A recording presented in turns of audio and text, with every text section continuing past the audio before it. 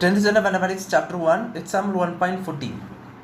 If a equal to set of minus 2 comma minus 1 comma 0 comma 1 comma 2 and f such that a to b is an onto function defined by f of s is equal to x square plus x plus 1, then find b. So கவனிங்க,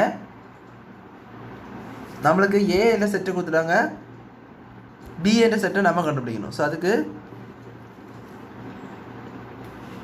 இங்கே பாருங்கள், இப்போ a பார்த்தீங்கன்னா -2 -1 0 1 2ன்னு சொல்லிட்டு ஒரு 5 element கொடுத்துட்டாங்க.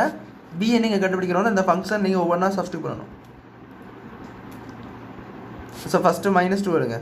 So -2 எடுத்திங்கன்னா -2 the whole square plus -2 plus 1 என்ன பாருங்கள், -2 the whole square பார்த்தீங்கன்னா -2 இன்ட்டு -2 மைனஸ் இன்ட்டு மைனஸ் பார்த்தீங்கன்னா plus 2 square 2 2s are 4 plus இது ப்ளஸ் இன்ட்டு மைனஸ், இந்த ப்ளஸ் இந்த மைனஸும் -2 ப்ளஸ் 1 இருக்குது. ஸோ +4 -2னா +2 தான். ஸோ +2 + 1 பார்த்தீங்கன்னா 3. அடுத்த பாருங்க f of -1. So -1 the whole square plus -1 plus 1 ஒவ்வொன்றா சப்ஸ்டிட் பண்ணி கண்டுபிடிக்கணும் அந்த மாதிரி.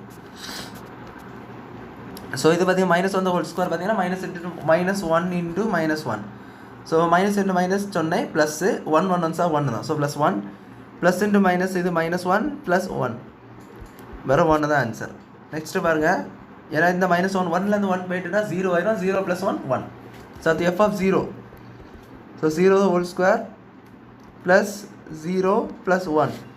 0 ஸ்கொயர் பார்த்தீங்கன்னா 0 plus 0 plus 1. So 0 square 0 plus 0 plus 1 பார்த்தீங்கன்னா 1 தான் இதுவும்.